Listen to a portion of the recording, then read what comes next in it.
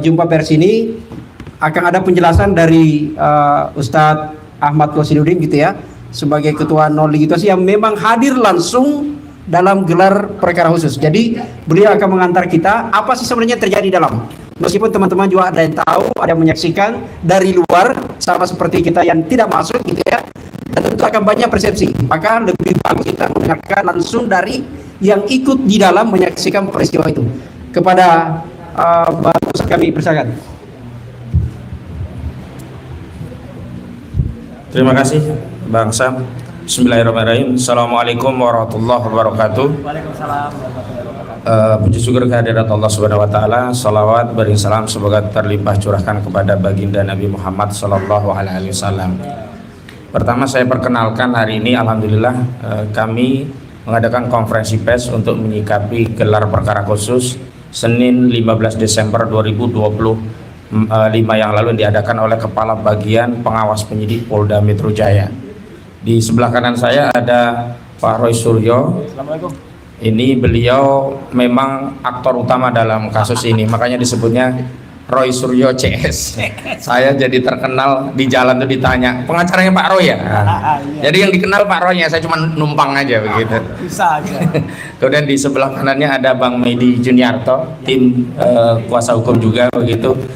Yang orang sering bertanya, itu siapa sih yang pakai kacamata selalu nongol, nggak pernah ngomong? Nah ini beliau, Bang Medi Juniarto begitu. Kemudian beliau ini kuasa hukum. Sebelah paling kanan itu ini jenderal diam-diam, cuman sudah purna tugas, purnawirawan. Beliau nggak sombong jadi diam-diam. Beliau adalah Majen TNI Purnawirawan Pak Sunarko begitu. Terima datang Pak, terima kasih hadir. Kemudian sebelah kiri saya Bang Samsir Jalil. Beliau juga tim kuasa hukum yang hari ini insya Allah nanti akan membacakan sikap kami terhadap gelar perkara itu seperti apa. Kemudian ada Bang Rizal Fadilah. Ini gelarnya beliau ini TSK. Ya. Dan terhambat untuk menunaikan ibadah karena TSK tadi ya. Nanti bisa diceritakan. Kemudian ada Prof. Tono Sabtono. Beliau juga kemarin hadir di sesi kedua memaparkan keahliannya. Ada rekan advokat Baru Zaman. Ini tim kita juga, kacamatanya juga hitam.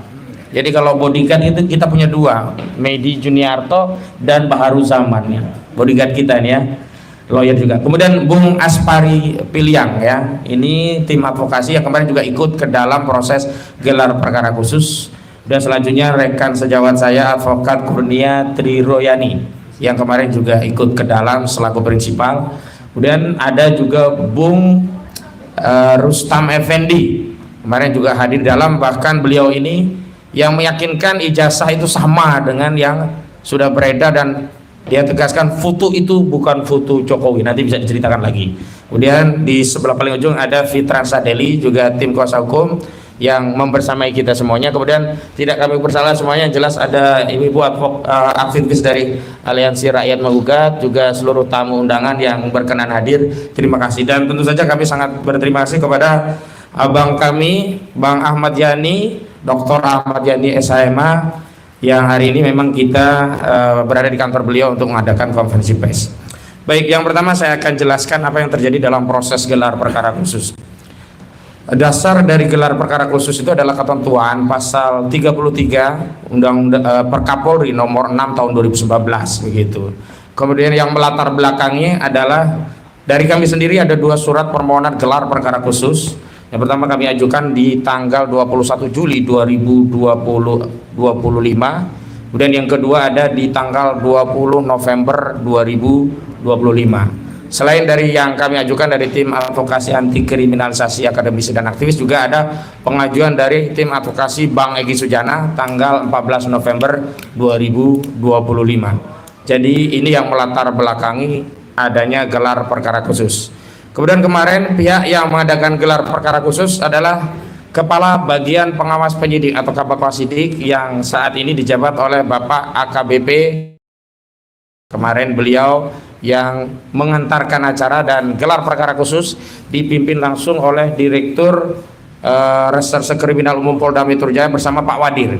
Jadi Kombes Pol Iman Imanuddin yang langsung memimpin agenda begitu. Hadir dari jajaran Polda Metro Jaya penyidik di bagian Kamnak, kemudian juga ada kepala unit dari Kamnak, kemudian dari institusi polisian ada Divkum Mabes Polri, ada Itwasum Mabes Polri, ada Dipropam Mabes Polri.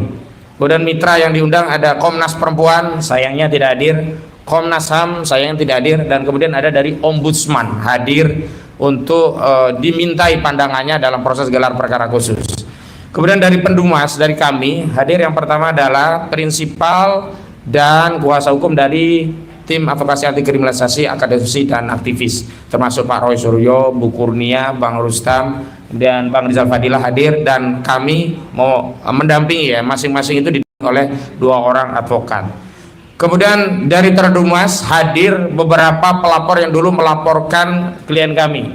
Yang pertama Lecumanan yang didampingi oleh 2 orang, Ade Darmawan dan Boy Randi Kanu. Namun di sesi kedua pendampingnya ternyata tidak ada legal standing sehingga diminta untuk keluar dari ruangan begitu.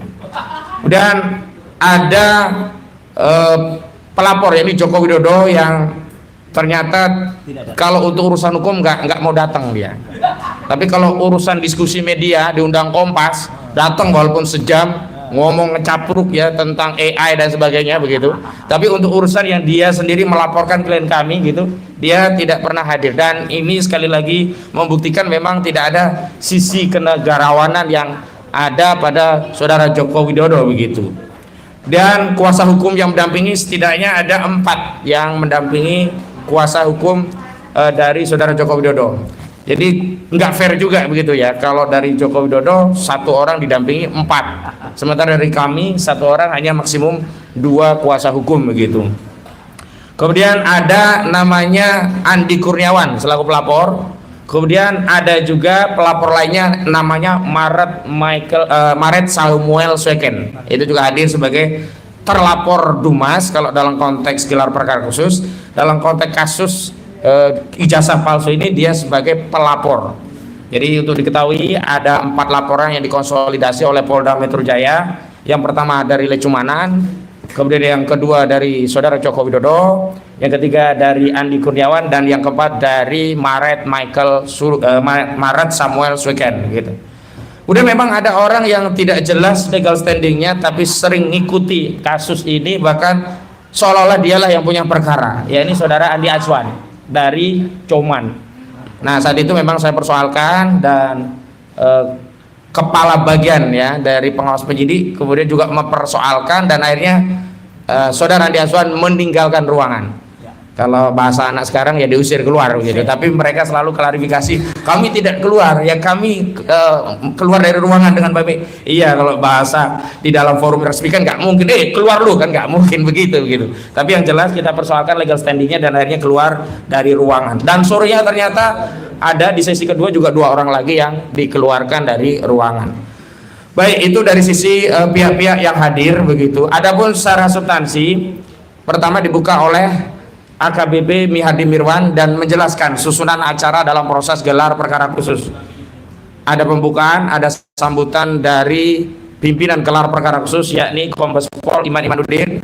Kemudian dilanjutkan paparan dari penyidik tentang deskripsi kasus, dan ini yang kami juga. Selamat datang Bang Ahmad Yani, kami persilahkan untuk menempatkan diri. Kalau masih ada yang di depan saling geser mungkin. Nah, Bang, lanjut ya. Oh, ada lagi tambah ya. Baik. Ya, jadi kami menduga tadinya akan ada gelar bukti yang dijejer sehingga kami bisa melihat. Ya, tetapi ternyata tidak, hampir sama repetisi apa yang terjadi di Bareskrim Mabes Polri, yakni hanya mendeskripsikan kasus dan apa saja yang sudah dilakukan oleh penyidik. Dan dalam kesempatan itulah Pak Roy yang kemarin konferensi pers menyatakan ternyata pasal-pasal yang sebelum ini dibantah oleh Joko Widodo tidak dilaporkan. Dari LP yang diterima oleh saudara Joko Widodo terbukti bahwa seluruh pasal itu memang diketahui dan dikehendaki oleh saudara Joko Widodo, karena dia teken juga di bukti LP-nya begitu ya. Nah, apa saja pasal-pasalnya? Jadi ada 2 klaster pertama dan klaster kedua. Klaster pertama ini pihak-pihak yang dijadikan tersangka ada Egy Sujana, ada Rizal Fadilah, ada Rustam Effendi, ada Damai Hari Lubis. Klaster kalau kami sebut ini klaster aktivis, ada 5 orang.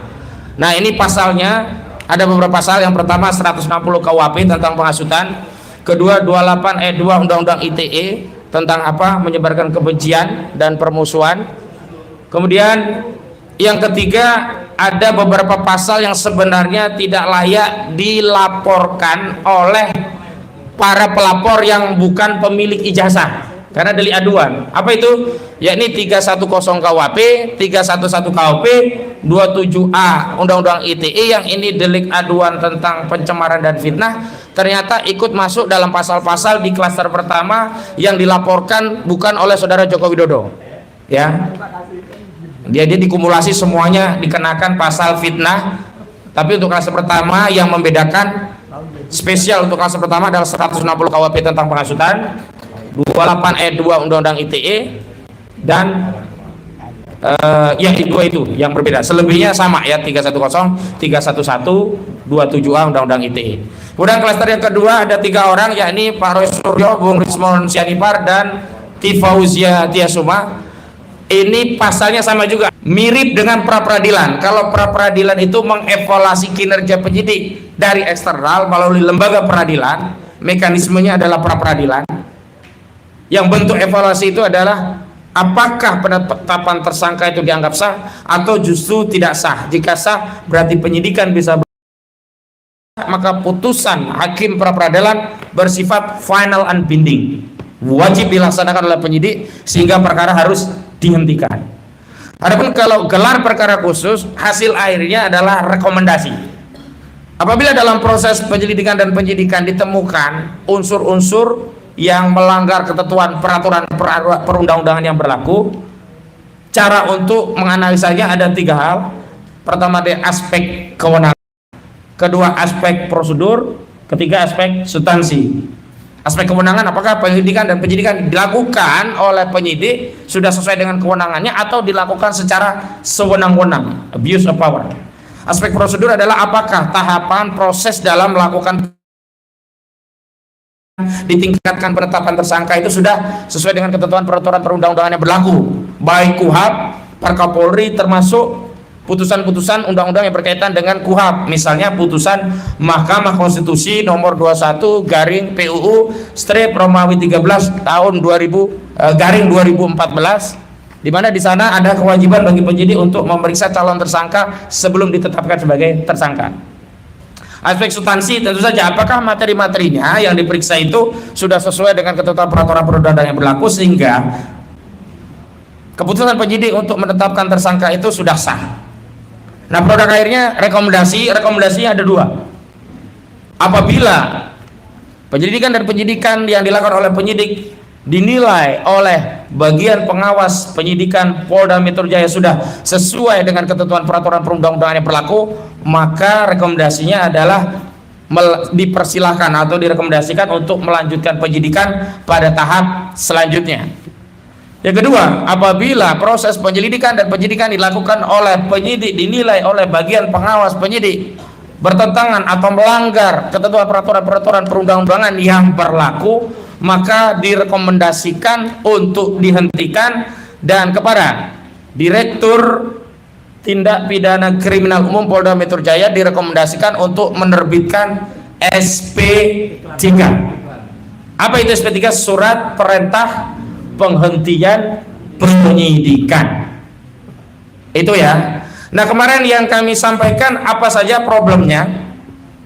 Yang pertama dari tahapan itu memang ada tahapan yang meloncat, yakni ada 1 dari 8 tersangka ditetapkan sebagai tersangka padahal tidak pernah diperiksa dalam proses penyidikan. Padahal Mahkamah Konstitusi telah menegaskan bahwa frasa yang dimaksud di dalam KUHP tentang bukti permulaan yang cukup untuk menetapkan seorang menjadi tersangka dalam proses penyidikan adalah terpenuhnya 2 alat bukti, dan salah satu konfirmasi terpenuhnya 2 alat bukti adalah dengan melakukan tindakan pemeriksaan terhadap calon tersangka limitatif. Ini perintah putusan Mahkamah Konstitusi, putusan nomor 21 garing PUU strip Romawi 13 garing 2014.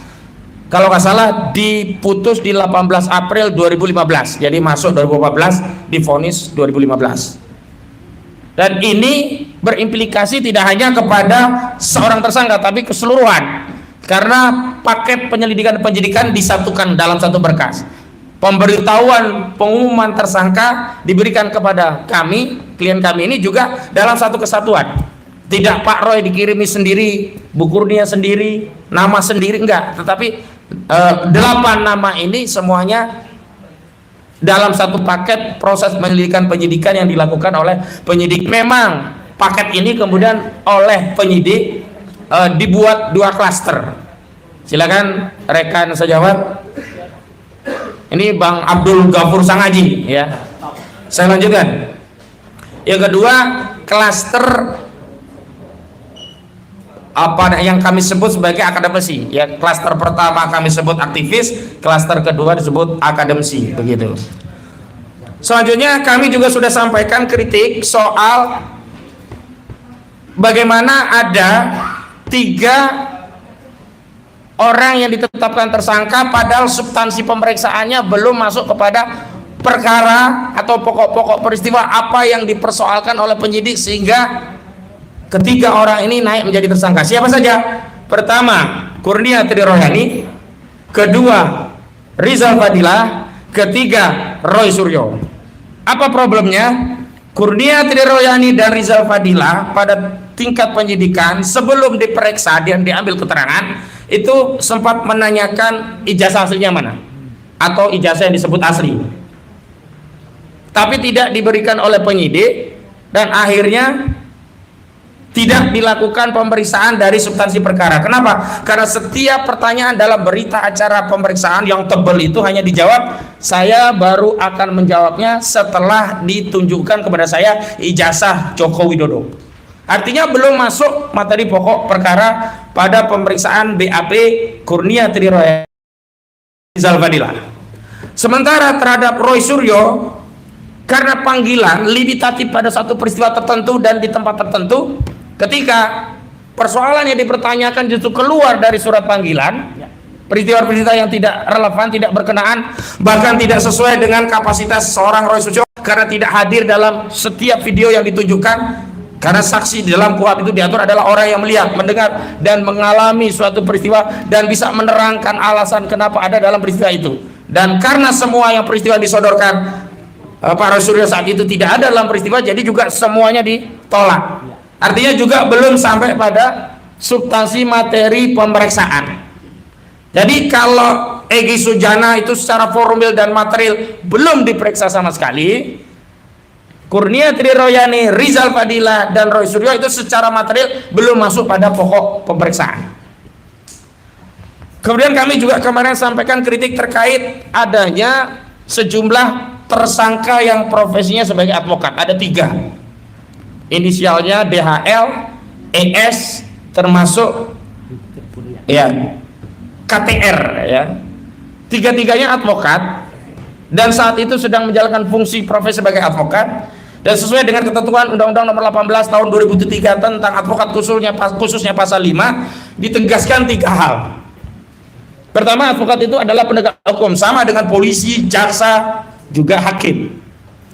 Yang kedua, ada imunitas advokat dalam menjalankan profesi, di mana ditegaskan bahwa seorang advokat dalam menjalankan pekerjaannya untuk membela kliennya dengan itikat baik tidak boleh ya diperkarakan baik secara pidana maupun perdata.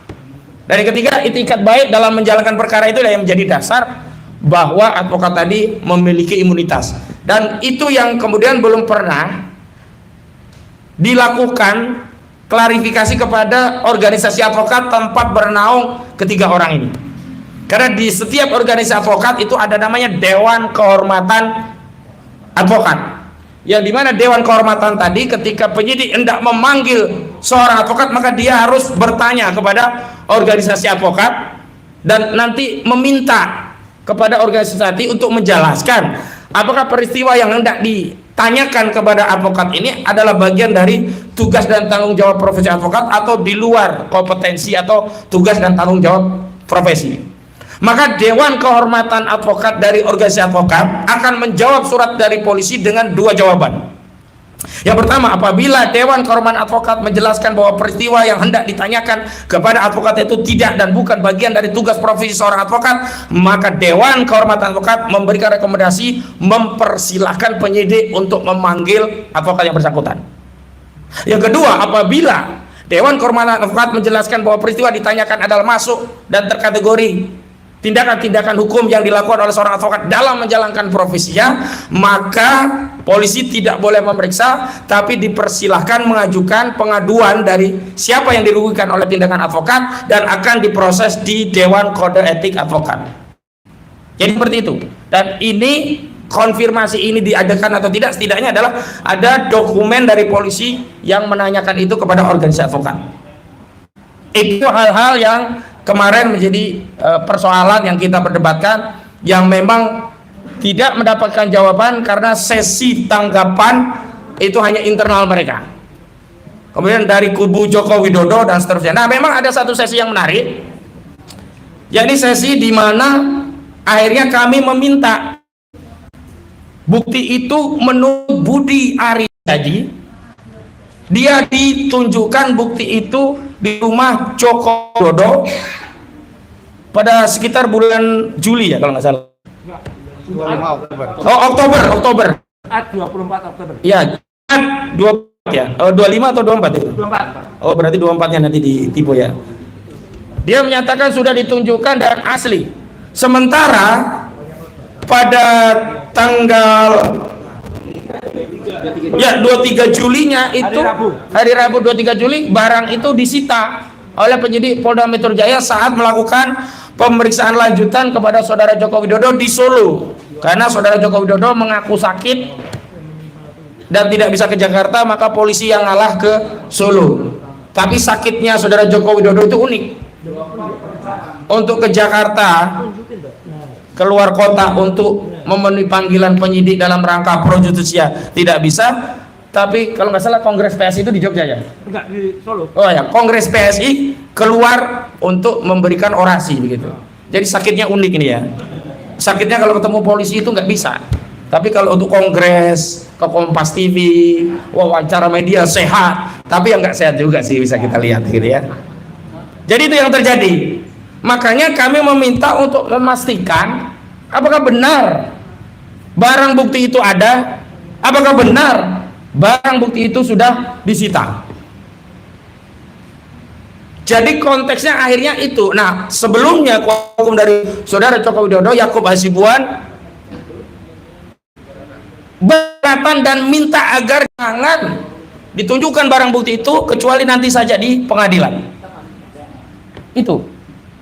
Tapi akhirnya ada dinilai oleh Bu Tatun ya kalau nggak salah namanya dari Ombudsman, yang menjelaskan bahwa demi transparansi, dan inilah objek yang kami awasi dari Ombudsman, pengawasan tentang kinerja kepolisian apakah melakukan penyidikan transparan, maka sebaiknya ya rekomendasi dari Ombudsman barang bukti itu ditunjukkan. Penunjukan barang bukti itu tidak dalam konteks untuk mendeskripsikan atau menyimpulkan asli atau palsu, tidak, tapi hanya untuk memberikan barang bukti itu sudah disita oleh penyidik. Akhirnya dalam situasi yang dramatis ya Bu Kurnia, kita semua dramatis, kita bertanya-tanya kira-kira barangnya apa sih kok diumpetin terus gitu. Ya, akhirnya ada proses pengabadian, buka segel, dan pengabadiannya juga bukan oleh kita. Ini hampir sama media yang ada di Solo, boleh ngelihat tapi nggak boleh foto raba dan seterusnya.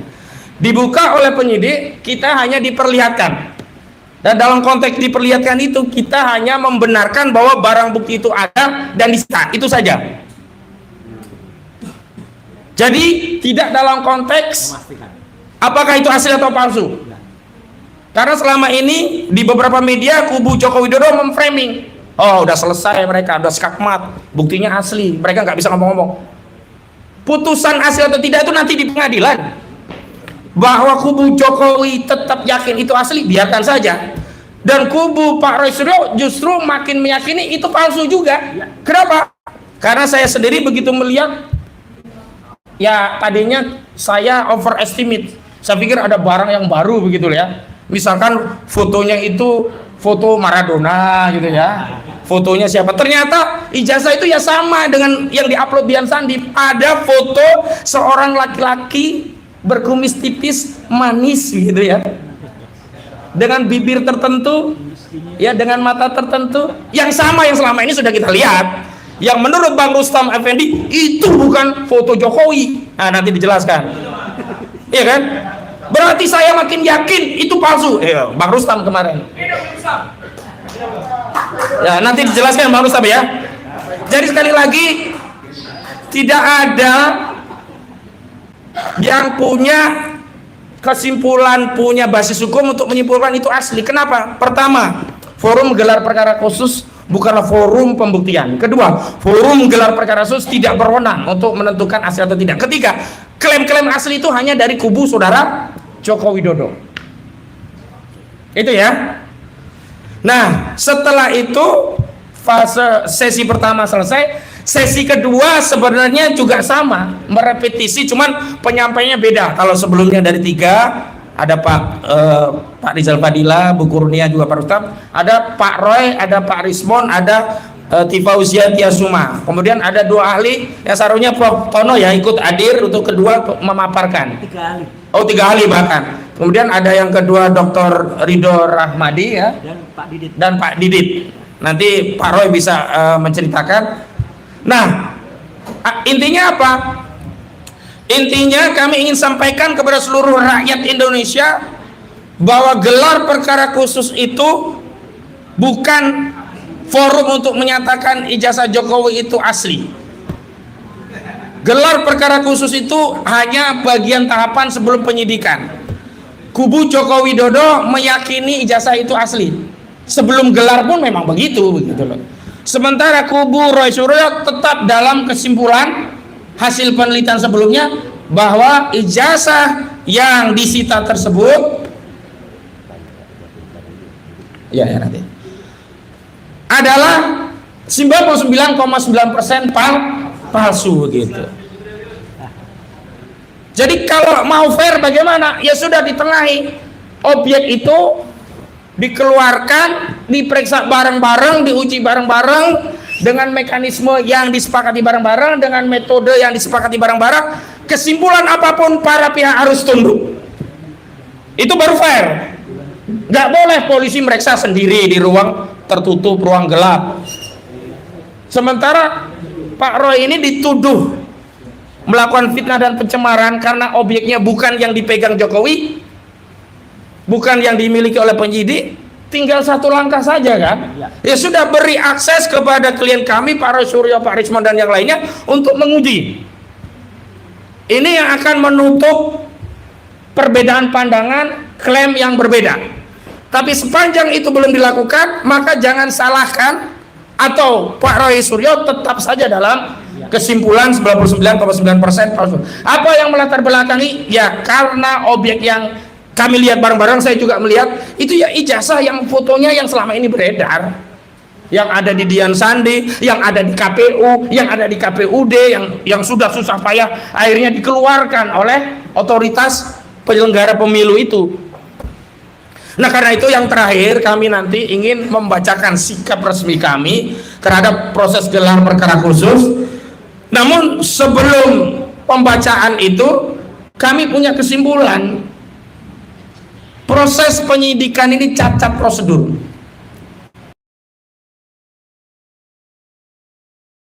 Sebagai calon tersangka, terlepas alasannya saat itu sakit itu hal yang lain. Yang jelas belum diperiksa. Jadi nggak boleh, oh kan yang penting udah dipanggil. Enggak. Putusan Mahkamah Konstitusi itu menyatakan harus diperiksa, bukan cuma dipanggil. Karena itu rekomendasi yang kita tuntut dari proses gelar perkara, rekomendasi penghentian penyidikan, rekomendasi kepada kepolisian agar bisa menerbitkan SP3. Demikian pengantar dari saya kembalikan kepada Bang Sam. Terima kasih Bang Sam. Ya, makasih. Sebelum ke Mas Roy, saya mencatat. Tidak apa-apa, itu barang bukti. Baik, saya mencatat betul ya, ada 4 yang unik-unik dalam selama gelar perkara, di mana pertama ini kan yang membahas berkaitan soal, jadi kalau ada ijazah palsu, ternyata ada peserta palsu. Oh iya. Ya kan? Saya ulangi, jadi kalau ada ijazah palsu, ada peserta palsu. Oke, sampai kemudian harus dikeluarkan. Yang kedua, kalau ada ijazah palsu, ada pelapor palsu. Karena ternyata kita cek yang melapor itu bukan anaknya Jokowi, bukan ponakannya, bukan anak adopsinya Jokowi, tapi saya tidak tahu posisinya apa. Jadi itu yang ketiga gitu ya. Yang keempat ini adalah ada yang menarik. Ini ketahuan juga nih ternyata. Jadi ada tadi peserta pelapor palsu gitu ya.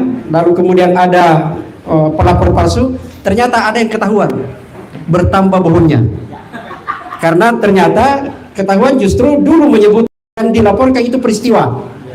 Ternyata begitu LP-nya dibuka, lah dia melaporkan nama pasalnya langsung. Jadi ini ada ketahuan gitu ya. Ini yang menarik. Terakhir yang saya catat adalah berkaitan soal banyak barang bukti ini seperti dengan Adigium. Banyak tapi sedikit. Selesai tapi belum. Ada banyak barang bukti, lebih 700, tapi tidak semua dibuka. Bahkan ada pembanding yang tidak dibuka. Jadi masih samar-samar. Silakan ke Mas Roy untuk menjelaskan lebih detail lagi. Silakan.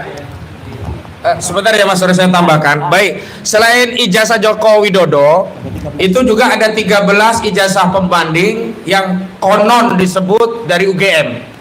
Maksudnya ijazah UGM. Tapi ijazah itu tidak pernah ada. Sehingga walaupun kita melototi bolak-balik, ya barang itu cuma satu, nggak bisa kita bandingkan dengan yang katanya identik itu yang mana begitu. Nanti Mas Roy bisa tambahkan. Silakan Mas Roy.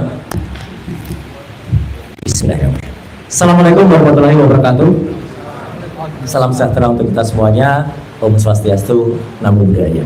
Baik, rekan-rekan sekalian, saya insya Allah tidak akan terlalu banyak mengulangi apa yang tadi sudah disampaikan oleh Pak Ustadz Qosiduddin ya, selaku ketua tim non litigasi, bersama juga saya, karena Pak Petrus lagi ada di luar kota kayaknya, jadi saya sudah sampaikan kemarin ketika ketemu pada saat rapat, saya besok izin untuk paparkan apa yang akan saya ceritakan. Jadi gelar perkara yang kemarin, gelar perkara khusus yang 3 hari yang lalu dilakukan pada hari Senin tanggal 15 Desember 2025, pada intinya tetap kita melakukan atau mengucapkan apresiasi atau terima kasih, karena itu terjadi karena surat permohonan dari kita, salah satunya dari tim advokasi anti kriminalisasi akademisi dan aktivis TKA ya, dan juga satunya permintaan dari tim kuasa hukumnya Bang ES Egy Sujana. Jadi kalau ada kemudian statement-statement di luar mengatakan oh itu terjadi bukan karena permintaan kita, tidak, jelas itu permintaan kita dan berlangsung dengan sangat tertib. Kenapa saya bilang tertib? Karena orang-orang yang tidak punya legal standing sebenarnya sudah diminta keluar, dengan kata yang lebih halus, diusir. Balik kok. Oh iya, kebalik ya. Balik. Pada sesi 1 yang termasuk diusir adalah orang yang terkenal banget sekarang, sering banget bohong, namanya Andi Aswan. Ya. Dan dia secara, aduh ini saya lucu ya, pada acara Rakyat Bersuara dia ngaku saya dengar semua karena saya ada di samping di lorong itu. Dan saya bilang itu namanya nguping, tidak sah itu namanya. Dia harusnya malah terkena pelanggaran. Karena apa? Karena dia nggak sah nguping, udah nggak punya legal standing. Akhirnya dia ngaku saya penasehatnya Peradi Bersatu atau apa gitu. Apapun urusannya. Pada sesi kedua yang saya lihat langsung pun ya, orang namanya Boy Kano itu ketua Peradi Bersatu pun kalau tidak diundang, tidak ada nama dia di dalam daftar list yang ada di Pak Kabid Pasidik, ya disuruh keluar. Dia nunjukkan surat tugas, ini surat tugas saya selaku ketua. Loh, surat tugas selaku ketua kan tidak untuk acara itu. Jadi itu sama saja kita naik motor, kemudian tetap salah ya, naik motor terus kita nggak punya SIM C, tapi punyanya SIM A, tetap salah. SIM A itu untuk roda 4, motor roda 2, itu analoginya kayak gitu. Jadi tetap salah. Dia punya surat tugas tapi bukan untuk acara itu. Nah, kalau ini saya bantu ya Pak Qosiduddin. Kalau ada orang di sesi lain kemudian di acara lain mengatakan Pak Ustadz kok ini nggak ada di sesi kedua, memang nggak ada, karena beliau tahu pasti kapan tugas dan tanggung jawabnya. Di sesi kedua itu memang beliau menugaskan beberapa orang lain termasuk Mas Gafur, Pak Azam ada. Jadi kita itu tahu supaya apa? Supaya kita sama-sama tahu. Jadi nggak hanya satu orang yang ngerti semuanya. Itu yang terjadi. Bukan kemudian orang itu harus ada. Saya pun kalau ditanya ya saya nggak ada di sesi pertama, karena saya memang tidak terdaftar di sesi pertama. Tapi saya ikut di sesi kedua. Jadi itu supaya jelas ya. Makanya kalau kemarin juga ada di selain saya bersuara ada juga orang lain yang nggak punya legal standing, nggak punya kaitan apapun dengan peristiwa, datang juga di acara yang lain di head to head. Namanya Freddy Damanik. Nah nanti ada kebohongan Freddy Damanik yang lain nanti kita ceritakan. Ya. Tapi gini, saya kembali ke topik.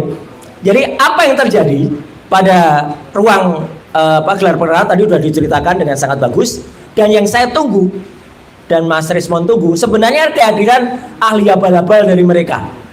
Karena dulu pada saat gelar perkara di Mabes Polri, dia datang.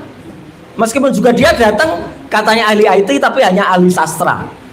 Karena hanya bisa ngomong tanpa menjelaskan apapun. Lah kemarin malah nggak datang sama sekali. Orang namanya Joshua Sinambela atau Roni Teguh. Yang saya dengar dialah yang dipakai oleh Polda Metro Jaya untuk kemudian menersangkakan atau diambil keahliannya, diambil statementnya untuk kemudian menerapkan di pasal-pasal termasuk 32 dan 35 ITE. Nah, apa yang terjadi kemarin itu sebenarnya tidak jauh beda dengan gambar ini. Karena kami nggak boleh motret di dalam, maka saya pakai gambar ini. Gambar ini adalah gambar yang sudah dipresentasikan pada saat gelar perkara tanggal 22 Mei 2020 di Mabes Polri. Ini adalah gambar orang namanya Wahyudi Andrianto. Ini Wahyudi Andrianto. Siapa dia Wahyudi Andrianto? Ini adalah adiknya Iriana atau adik iparnya Jokowi. Ketika menyerahkan yang disebut-sebut katanya ijazah kepada Mabes Polri. Ini masih mending.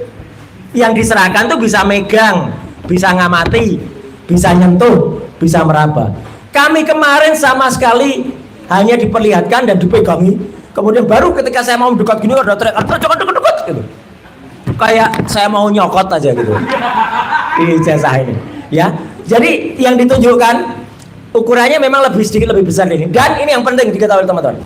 Kenapa kami nggak bisa meriksa? Ijazah yang kertas ya, kertas sekali lagi kertas. Kertas yang disebut ijazah itu masih ada dalam mapnya dan ada plastik di depannya. Jadi bukan dalam bentuk kertas begini, masih ada plastik. Jadi bentuknya kayak gini nih loh. Makanya foto ini enggak, kalau dinamanya enggak, tapi dimasukkan map dan ada plastiknya seperti ini. Gimana bisa meriksa? Mohon maaf. Gimana bisa meriksa emboss? Kalau mungkin yang namanya watermark bisa kelihatan bisa, tapi tipis banget. Tapi yang namanya emboss gimana bisa diperiksa? Teman-teman, sekarang itu ada kemajuan teknologi, misalnya wallpaper. Ada wallpaper rumah teman saya, bagus banget kayak batu bata gitu. Begitu saya pegang, loh kok licin. Bentuk batu bata itu adalah citra grafis. Artinya belum tentu emboss ini punya relief, punya tekstur. Nimbul ya. Iya, belum tentu nimbul. Itu hanya bisa kalau kita ngeraba. Jadi makanya saya setuju dengan Ustadz Kosinudin. Kami kemarin tuh tidak bisa memeriksa. Nanti Prof. Tono Saksono akan menjelaskan bagaimana cara memeriksa yang benar. Ya. Artinya apa? Yang kita lihat tuh seperti ini, seperti. Dan saya langsung begitu lihat, saya tidak langsung kemudian harus mikir enggak. Langsung saya dalam hati dan juga saya bunyikan kecil kepada Mas Rismon dekat saya, palsu. Kenapa saya bisa memastikan itu palsu? Fotonya sangat kontras seperti ini. Teman-teman semua, foto ini, ijazah ini kan seolah-olah yang dikatakan dicetak tahun 1985. Saya tantang sekarang teman-teman semua. Coba kita cari foto kita di rumah yang usianya sudah 40 tahun. Bentuknya kayak apa? Tidak akan ada yang kontras kayak gini. Nah ini saya ingin tunjukkan kalau saya suami yang sayang ke istri ya. Apa ciri khas suami sayang ke istri? Di dalam dompetnya ada foto istri. Nah, ini aja sudah kabur. Maaf, kecil banget ya. Ini aja udah kabur, padahal ini tahun 90-an foto ini. Ini juga, ini tahun 90-an aja fotonya sudah kayak gini. Jadi artinya, kenapa ini terjadi? Bapak dan Ibu semuanya, teman-teman media, saya terpaksa harus ngaku. Saya selain hobi komputer, awalnya saya itu tukang potret. Bukan hanya tukang potret, tukang cetak foto. Jadi dulu di rumah saya yang lama, di Pakualaman, saya memiliki laboratorium fotografi, laboratorium cuci cetak. Jadi bukan hanya soal nyetak, tapi Prof. Tono nanti mungkin juga bisa sangat mengerti yang saya ceritakan. Dulu kalau kita abstrak foto, ya Bu Kurnia, abstrak foto itu klise itu ditaruh di atas enlarger. Dari enlarger, kertas fotonya nggak bisa langsung dibuka, buka langsung gosong dia. Ada kamar namanya dark room, kamar gelap, disinari dengan lampu merah. Kenapa merah? Karena intensitasnya dia nggak akan rusak kertas itu. Ini detail saya ceritakan. Kemudian kertas foto setelah disinari, dia dimasukkan developer, pengembang. Setelah itu pakai kayak sendok, tapi sendoknya kayu. Dia diputar-putar supaya dia ngefix, namanya fixer. Setelah itu digantung, pelan-pelan baru keluar citra gambarnya. Itu murni Violi Chemis, sangat kimiawi. Usianya tidak lama, biasanya di atas 10-20 tahun. Setelah itu memudar. Buktinya ada pada ijazahnya Mas Resmond. Resmond itu ijazahnya baru 23 tahun yang lalu, itu pun fotonya sudah hilang, sudah jadi Rasman. Enggak, jadi Resmond ya gitu. Nah, ini bukti, maaf deh saya tunjukkan karena kemarin media banyak tanya, buktinya apa kalau Roy Suryo tuh dulu tukang potret nih. Ini kejadian 30 tahun yang lalu di gedung Sabta Pesona tahun 1985. Jelek-jelek gini teman-teman semua, saya dulu juara 1 lomba foto nasional. Juara 1, juara 2-nya siapa? Namanya Mas Agus Surono. Mas Agus Surono adalah fotografernya Joko Widodo, fotografer resmi istana. Jadi kalau nggak percaya silahkan cek ke Mas Agus Surono. Kenapa beliau juara 2? Dan juara 1 diserahkan langsung oleh Menteri Pariwisata Postel waktu itu Pak Yub Ave. Ya, ini saya kalau di rumah kerjaan saya dari dulu kayak gini nih. Ya, 30 tahun yang lalu loh nih, 95. Jadi artinya dengan pengetahuan itu, insya Allah kita bisa memastikan. Jadi ini, Prof. Tono, ini adalah analisis bukan digital. Yang saya lakukan kemarin analisis visual, tetapi dengan pengetahuan analog. Kalau analog harusnya apa? Ya ijazah ini harus diuji dengan carbon dating namanya. Fotonya dicek, dites, jadi preparat dia diletakkan di mikroskop, dilihat teksturnya. Itu mohon maaf, itu pun yang saya lakukan terhadap ketika saya menganalisis foto mantan Presiden Abdul Rahman Wahid. Ketika ada foto dengan seseorang waktu itu, ya. Itu saya lakukan begitu untuk memastikan analog, ya dengan analog. Kenapa kemarin nggak dilakukan? Lah ijazahnya aja disembunyikan sekian lama.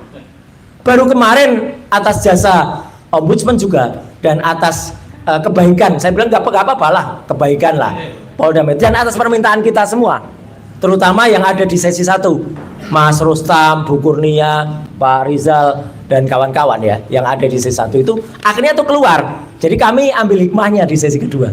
Cuman anehnya aja juga keluarnya juga baru terakhir jam 11.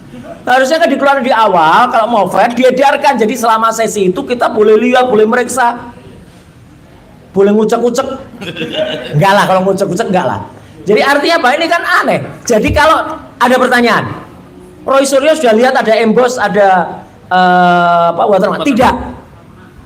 Saya tidak melihat emboss, karena kalau emboss itu harus dipegang dan dia bergelombang. Saya hanya bisa melihat gambaran-gambar yang diolah seolah-olah itu emboss. Saya tidak boleh bohong. Ahli nggak boleh bohong. Saya nggak boleh mengatakan tidak ada. Ada, tipis banget tapi itu saya tidak boleh memastikan itu emboss atau enggak. Karena itu hanya seolah-olah gambaran dari sebuah embos. Dan foto sekali lagi, saya berani pastikan 99,9% palsu. Kalau ini dikatakan dicetak di tahun 85, tidak mungkin hasil foto kualitasnya seperti ini. Dan masih tetap ada ciri-ciri di mana ini adalah ada garis di pinggir, reprinting lagi, ada kayak cacat ini. Dan kenapa?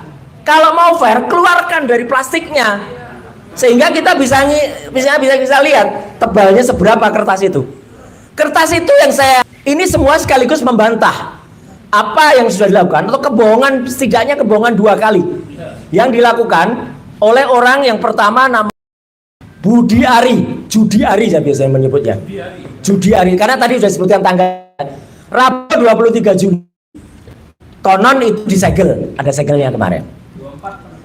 24 penetapan penyegelan itu. Tapi pada hari Jumat 24 Oktober ya, orang namanya Judi Ari keluar dari rumah di Sumber, Solo, mengatakan itu asli. Bapak lihat asli. Tidak hanya satu orang yang bilang gitu. Semalam ada pengakuan konyol juga dari orang namanya Freddy Damanik. Dan dia mengatakan, coba putar rekamannya. Tak putar rekamannya.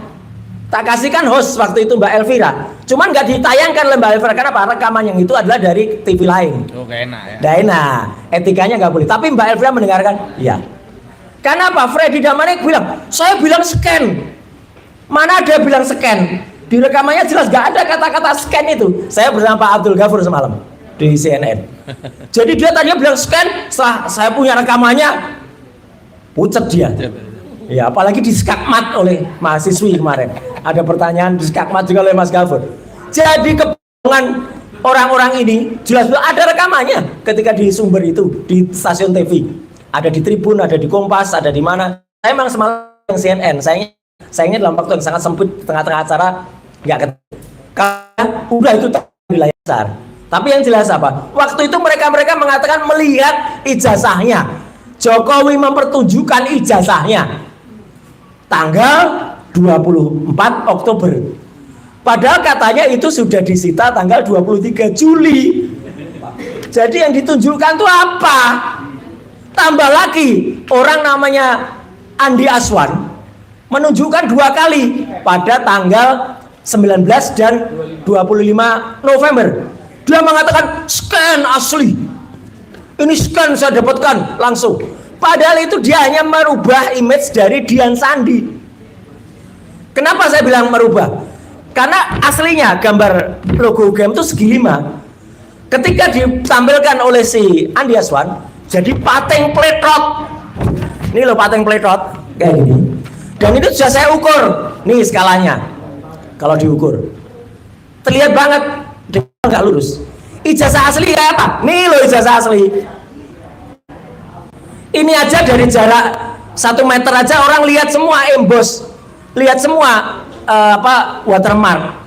Yang kemarin tidak sejelas ini loh ya watermarknya, jangan disamakan dengan ini. Enggak, tipis banget watermarknya. Embosnya apalagi.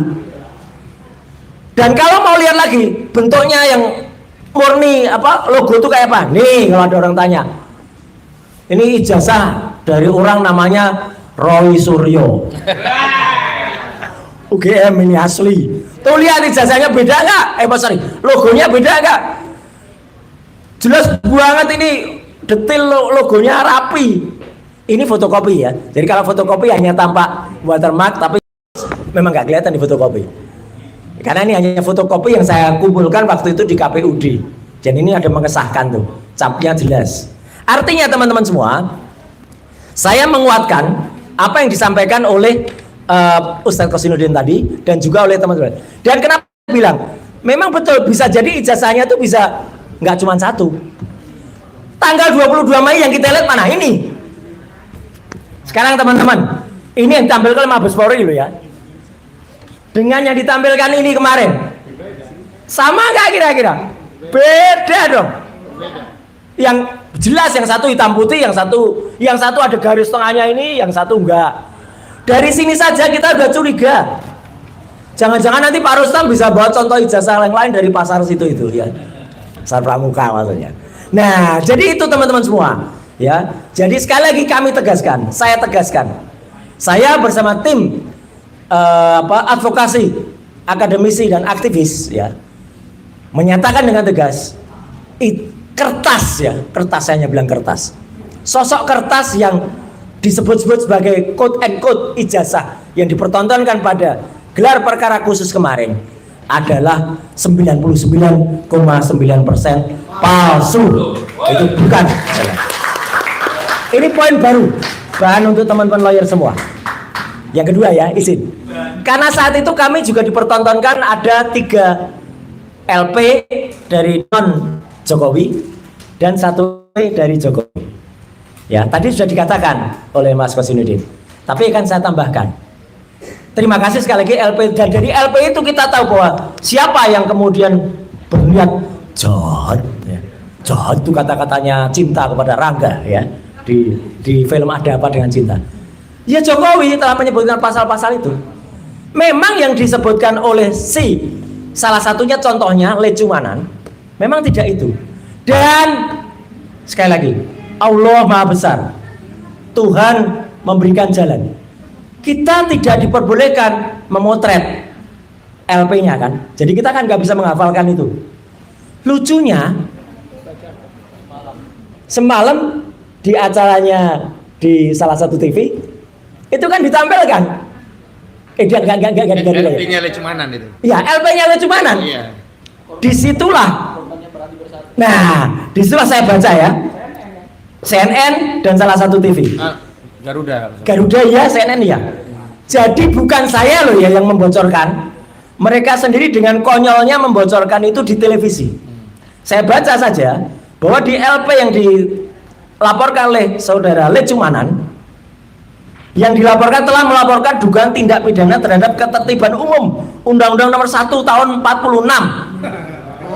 Udah dibatalkan. Makanya saya aja orang yang bodoh soal hukum aja. Nggak tahu. Baca ini loh, ini kok masih ditulis. Makanya MK udah batal. Dan pasal 160 ya, junto pasal 28 Undang-Undang ITE. Ya, ini saya pelajari. Ya, gitu. Dan ini pembelaan saya, teman-teman tolong bela ke-7 atau bahkan ke-11 yang lain. Yang dilaporkan itu hanya Roy Suryo dan kawan-kawan memang. Tapi kejadiannya itu adalah kejadian di Hotel JW Luansa pada hari Rabu 23 April 2025. Teman-teman ada di Hotel JW Luansa enggak? Nggak ada. Hanya saya. Tapi kenapa teman-teman ikut terlaporkan? Dan nggak diperiksa loh ya dari Luansa. Makanya. Jadi ini fakta baru ini. Saya boleh dilaporkan ini. Tapi teman-teman kok bisa masuk di sini? Sama saja dengan saya disebut-sebut hadir pada tanggal 16 April di Solo. Katanya Roy Suryo ada tapi ngumpet. Gimana bisa ngumpet?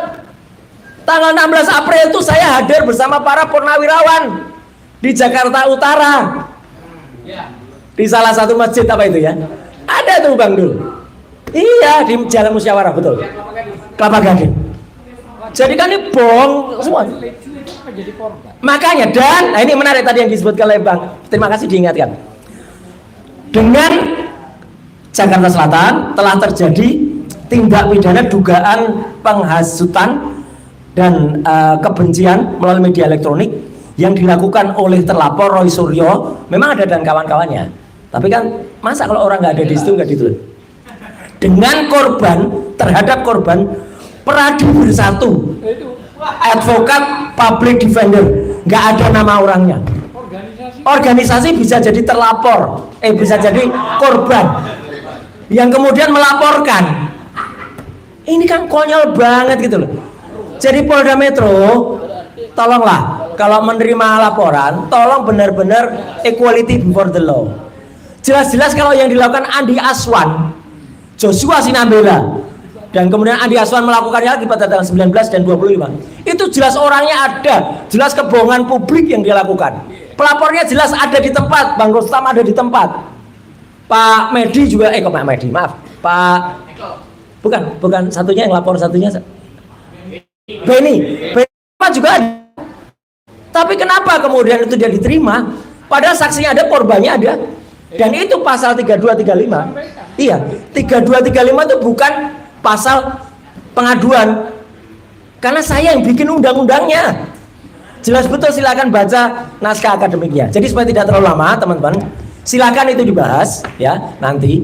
Jadi memang ini kan nampak ya bahwa kalau memang ada niat itu harus dilakukan dengan baik. Persoalan itu kan sebenarnya harus bisa. Jokowi itu mau main pendek atau mau main panjang?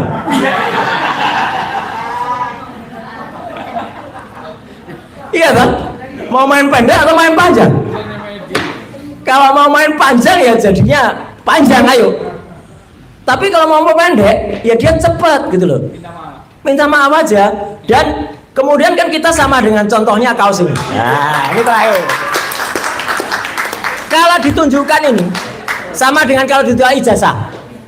Apakah ini kita bisa memastikan kalau ini fotonya Jokowi? Enggak, ini Jokowi. Belum tentu ini Jokowi. Orang Jokowi sekarang aja dibandingkan dengan dulu aja beda. Apalagi ini. Jadi nggak salah kalau ada orang mengatakan apakah ini kita harus mengaku ini ijazah asli? Enggak. Sekali lagi, 99% insya Allah palsu. Sekian, terima kasih. Wassalamualaikum warahmatullahi wabarakatuh. Ya. Ini seru ya kalau Mas Roy gitu ya. Luar biasa ya. Pasti catatan saya tetap juga dari baik di forum sesi pertama, sesi kedua tetap ternyata ada peserta palsu. Gitu ya. Jadi itu yang ini. Ya, yang kedua, saya malah takut Mas Roy tadi menyebut embos gitu ya. Jangan-jangan karena selalu kata-kata yang disebut Mas Roy tiba-tiba muncul kata dilengkapi ada bosnya. Ya, langsung dilengkapi ada orang besar. Oh. Ada bosnya gitu ya. Bosnya itu. Baik, teman-teman sekalian, untuk berikutnya ada Bang Rizal Fadila gitu ya. Ini beliau sampai kemudian terganggu dicekal ya. Tapi dia bisa hadir di sini. Paspornya ditarik katanya. Untungnya lain belum keluar dari Indonesia jadi masih bisa berjalan-jalan ke situ gitu ya. Itu masih Indonesia gitu. Ya. Cekal juga ya. Assalamualaikum warahmatullahi wabarakatuh. Ya, Bapak Ibu yang saya hormati, dua hal yang dimintakan saya untuk menyampaikan. Yang pertama adalah selintas suasana saat gelar perkara khusus di sesi yang pertama, yaitu undangan bagi klaster 1. Kemudian yang kedua yang berkaitan dengan penarikan paspor ya, beberapa waktu yang lalu. Yang pertama tentang apa yang terjadi di gelar perkara khusus, tadi saya kira intinya sudah detail disampaikan ya oleh Ustadz Rozinuddin dan juga oleh Dr. Roy Suryo. Tapi tambahannya adalah bahwa ada 3 hal di sana yang menarik menurut saya, dan itu menjadi perjuangan daripada baik prinsipal maupun kuasa hukum prinsipal ya, yang diwakili oleh tim advokasi anti kriminalisasi aktivis dan akademisi, yaitu adalah semangat kita bersama untuk meminta kepada pihak Polda Metro Jaya agar menunjukkan ijazah Joko Widodo yang asumsi kita disita oleh pihak Polda Metro Jaya. Saya kira itu adalah hasil perjuangan kita sebagai disebutnya pelapor Dumas atau terlapor LP, gitu ya, itu nama istilahnya seperti itu, gitu ya. Nah, terutama ya ketua tim kita Pak Zinuddin yang ngotot tentang penunjukan ijazah itu. Ya. Karena apa? Karena bagaimana tersangka ya, disangkakan dengan berbagai pasal, tapi tidak pernah ditunjukkan ijazahnya.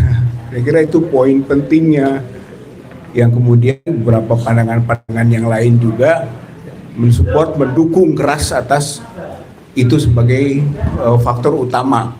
Itu yang pertama gitu. Dan itu ternyata nanti pada waktunya dibantah keras oleh pihak terlapor Dumas atau pelapor LP, yaitu timnya Joko Widodo, bahwa mereka mengatakan sangat keberatan ditunjukkan ijazah tersebut. Jadi ini penting poin ini, gitu ya, karena bahwa itu hasil perjuangan dari kita semua dan mereka kalah, gitu ya, atas proses pertarungan itu. Jadi jangan dibalik, sebab image yang dibangun adalah seolah-olah mereka sukarela, senang, silakan, kan sudah selesai ditunjukkan.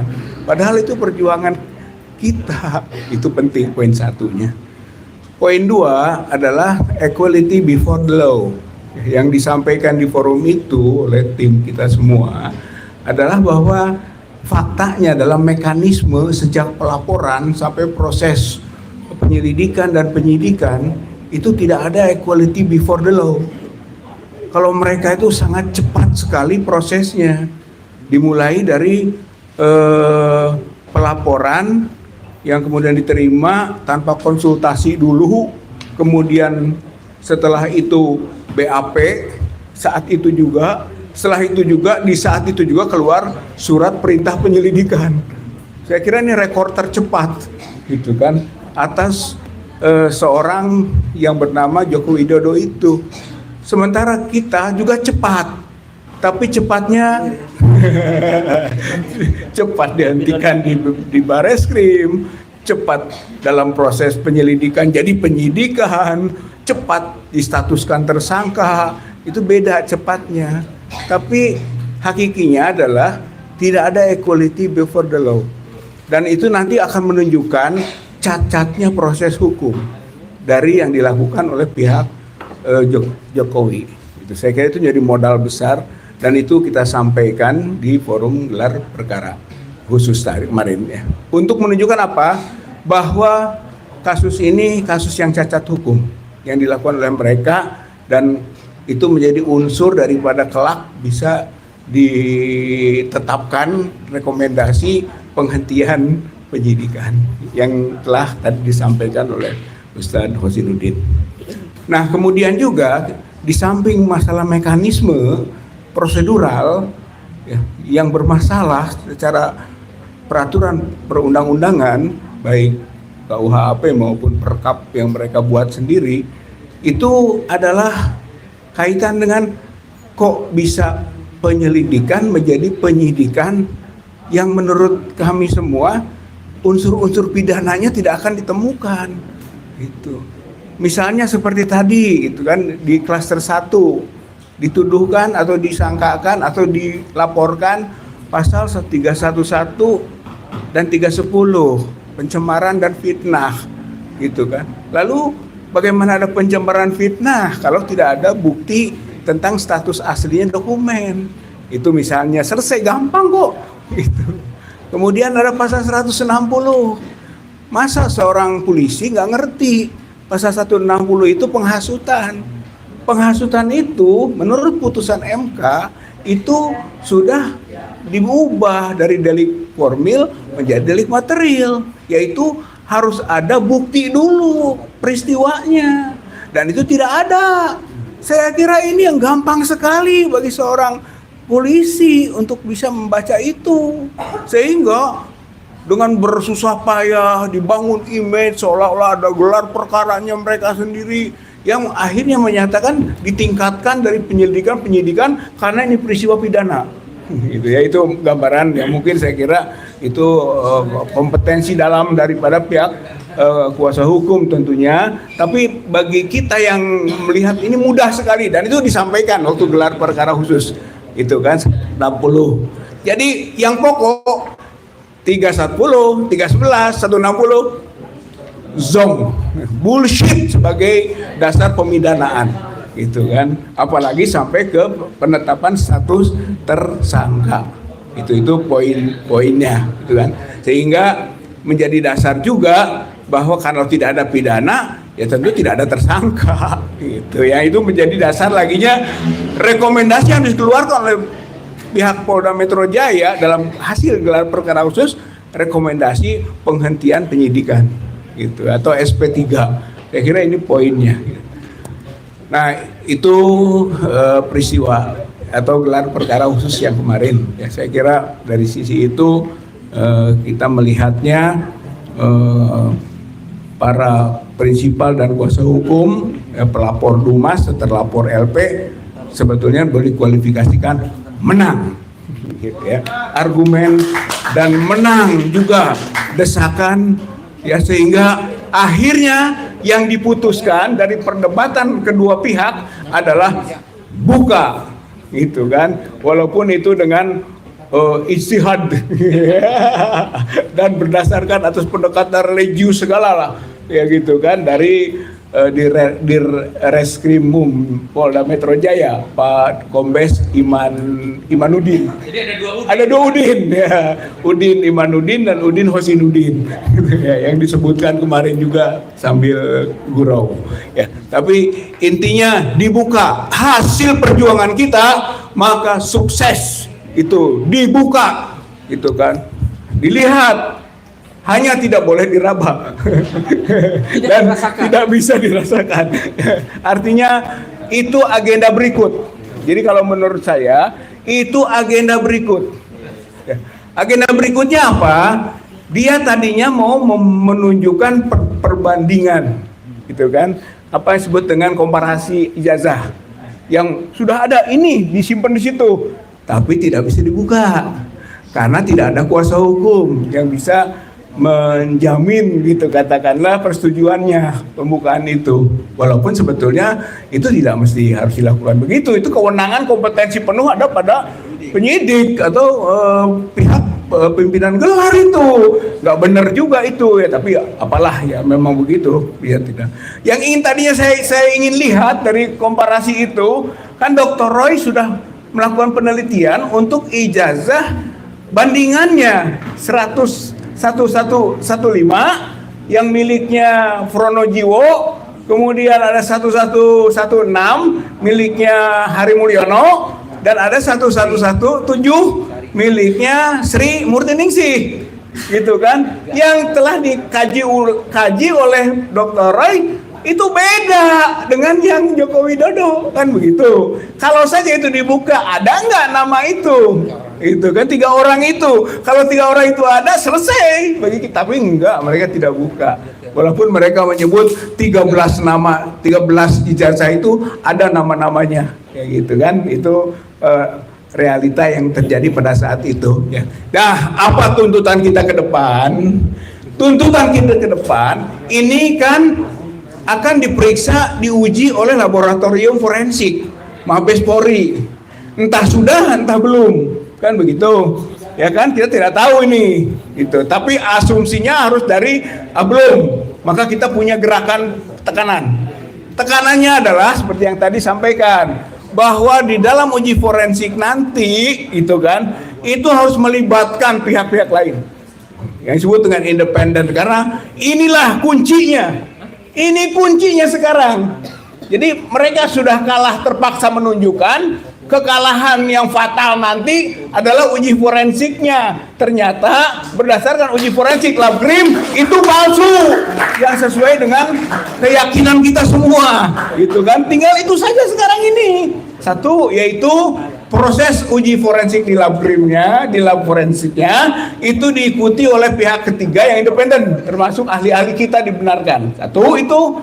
Atau kedua, kita bisa juga mintakan agar boleh diperiksa oleh laboratorium forensik lain, gitu ya, baik dalam negeri maupun luar negeri.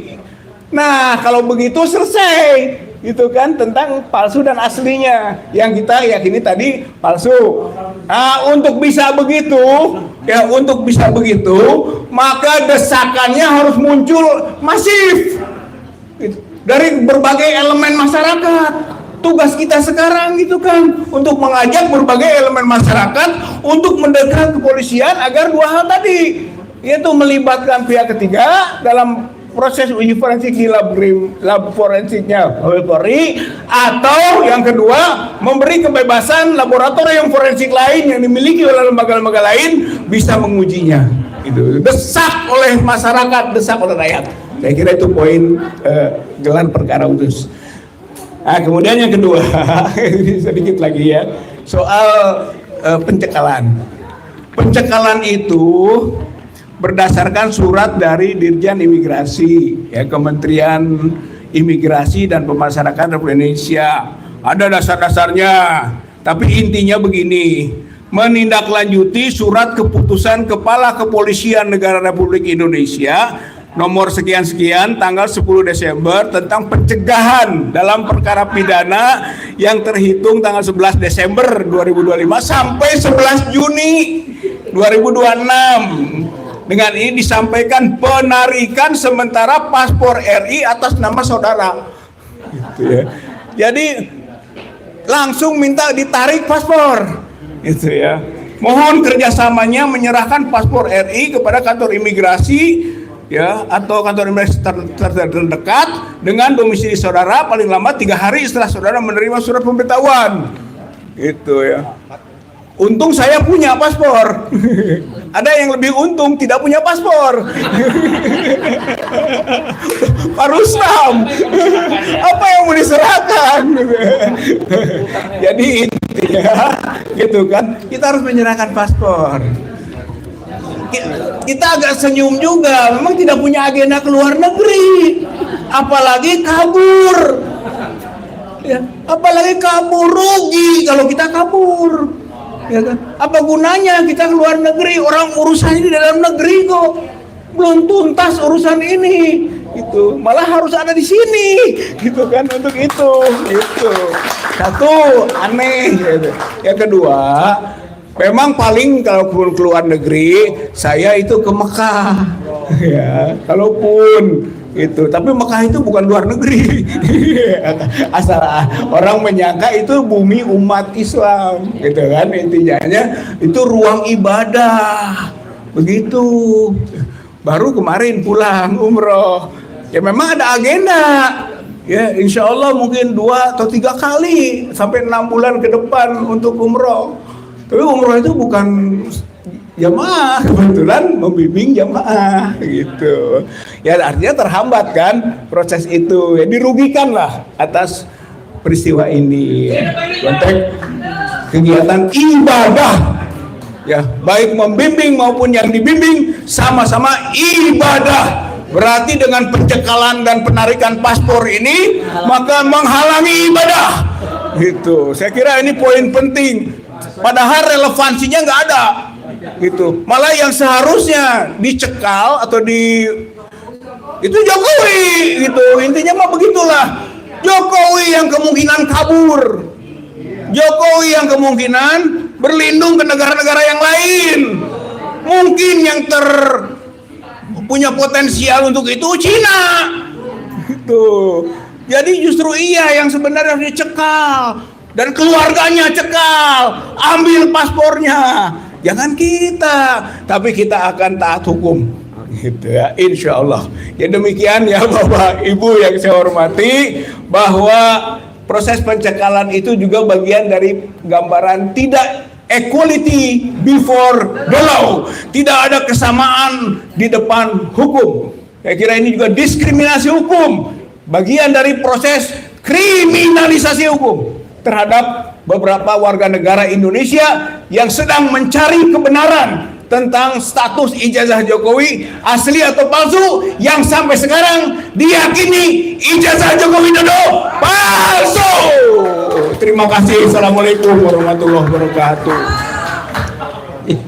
Saya tadi itu mengingat Roy Suryo dan kawan-kawan, ternyata ini dalam kawan-kawannya. Padahal informasi saya dapat, Bu Kurnia, Mas Rustam dengan Bang Rizal baru kenal juga dengan Mas Roy, gitu loh. Jadi ternyata dan kawan-kawan itu cepat sekali, gitu ya. Oke, ke Mas Rustam ini yang ikut melihat. Kan kalau duit itu kan dilihat, dirabah, diterawan, dinikmati karena belanja. Tapi ini ijazah bro, cukup dilihat ya. Saya kan ke gebrak meja juga. Gebrak meja. Ini yang memastikan nih sampai di ini. Protesnya dan kawan-kawan. Oke, bismillahirrahmanirrahim. Assalamualaikum warahmatullahi wabarakatuh. pada acara gelar perkara khusus kemarin, ini gara-gara Bang Rijal ngomong mau disita paspornya nih, jadi begitu. Karena nggak punya paspor gitu. Ini menghina sehina-hinanya ini, imigrasi buat saya nih.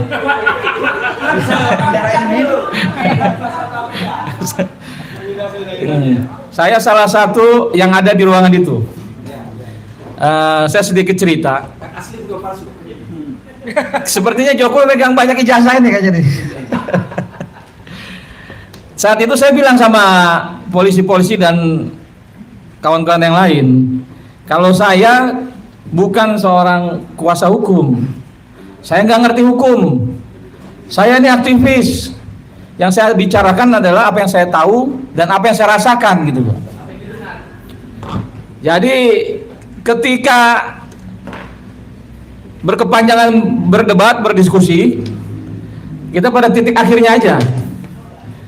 Polisi akan membuka yang katanya ijazah yang disembunyikan udah bertahun-tahun ini gitu loh. Nah, kami agak was-was juga ini kan.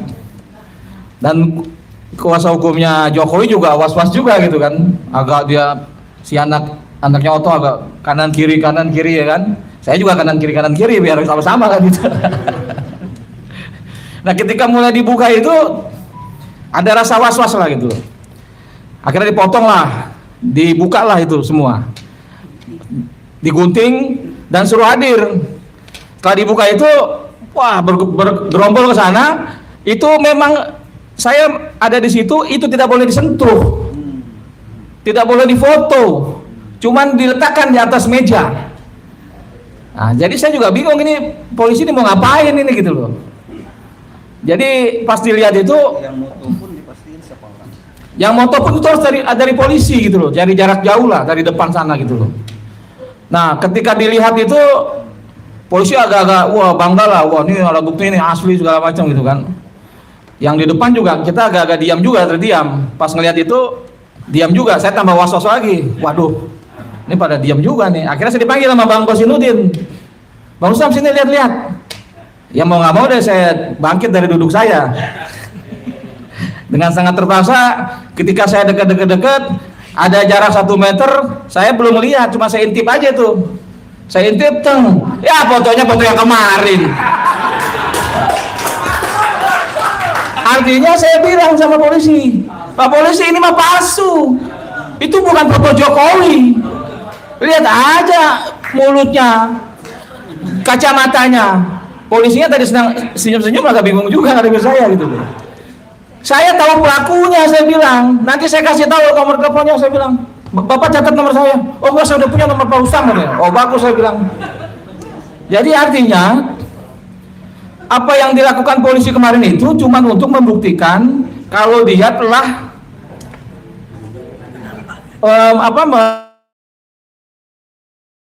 menyita alat bukti.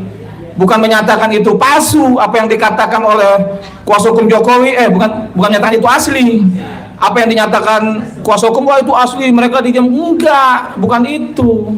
Orang saya setelah saya bilang palsu, saya balik lagi, saya lihat yang mana embosnya, yang mana tulisan UGM-nya, hampir nggak kelihatan sama mata saya yang masih nggak pakai kacamata nih.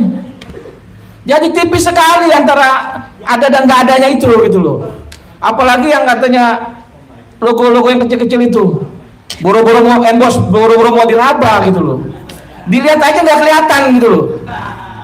Jadi saya menduga ini, waduh, polisi bagaimana nih cara ilmunya gitu loh. Jadi jangan membohongi mata rakyat gitu loh. Rakyat itu punya mata, nggak bisa dibohongin. Coba ditanya kepada orang-orang lain di luar sana, apa itu foto Jokowi dengan bibirnya yang tebal, dengan kacamatanya, dengan hidungnya, dengan kupingnya, pasti saya yakin sebagian besar bilang itu bukan Jokowi gitu loh. Kumisnya juga tipis, coba dia jadi diedit tarik kumisnya ini ke sini, pindahin ke Jokowi muda, kan pasti nggak ketemu gitu loh. Jadi saya bilang kalau itu memang saya yakini, makanya saya bilang ketika itu dibuka oleh polisi, malah saya yakin itu palsu. Karena saya kan mencari, kalau palsu itu pasti ada pembuatnya. Saya ini mencari siapa pembuatnya. Kemarin saya ketemu kawan saya, bilang kita ini berperang dengan kawan-kawan kita sendiri yang membuat ijazah itu gitu loh. Nah inilah yang akan kita jejaki. Makanya saya selalu sebut Eko Sulistyo. Lo tampil Eko. Kami menduga Eko Sulistyo, Ketua KPUD Solo, terlibat dalam ijazah palsunya Jokowi. Temuin tuh Mas Indro Cahyono. Tapi kan sampai saat ini nggak tampil-tampil si Eko itu.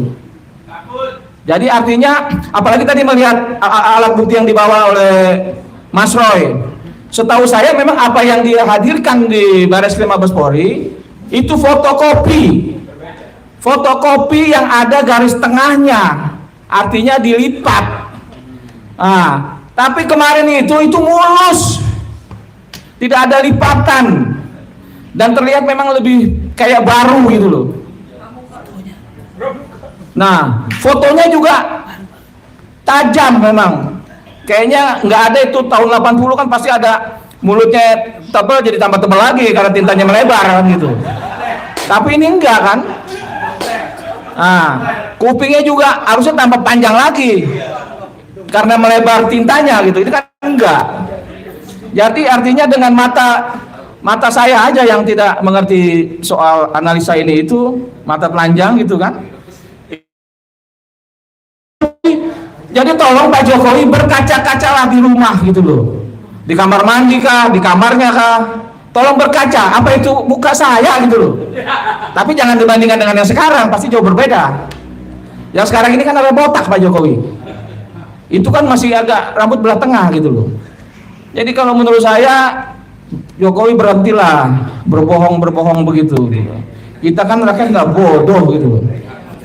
Terus saya ini kan, saya juga punya foto masa kecil ya, apalagi SMA sampai sekarang. Saya punya identik itu alis saya agak naik gitu kan. Dari dulu sampai sekarang ya begini. Iya kan?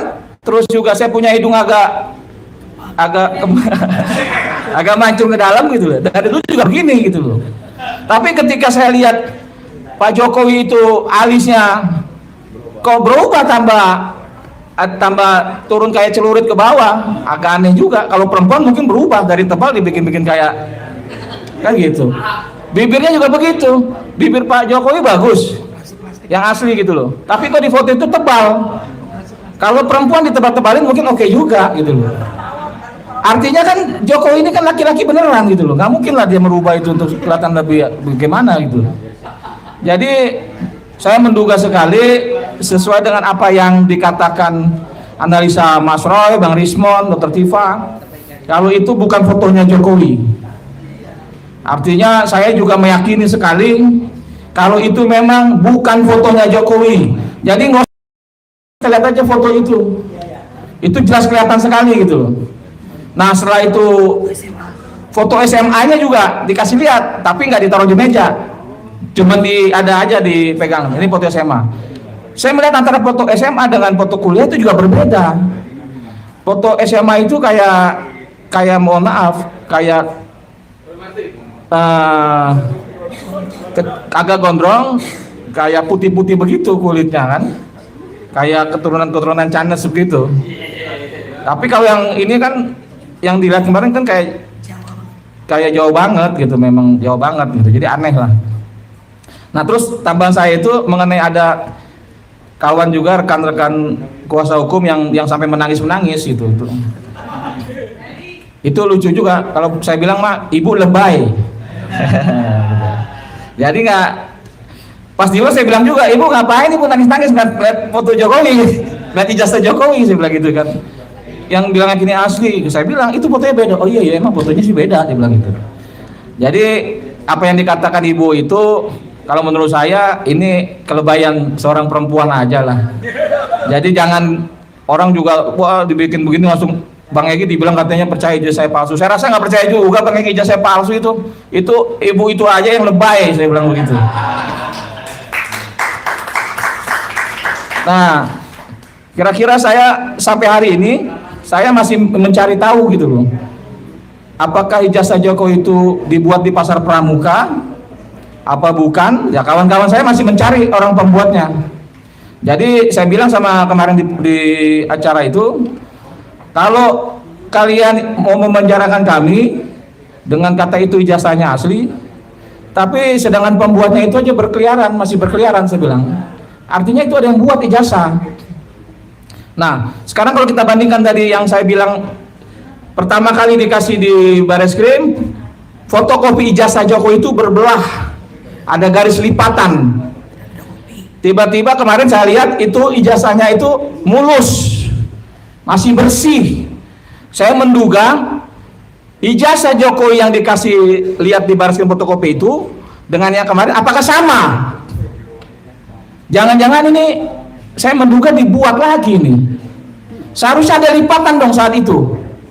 Saat diperlihatkan kemarin, harusnya ada lipatan tengah. Ini nggak ada.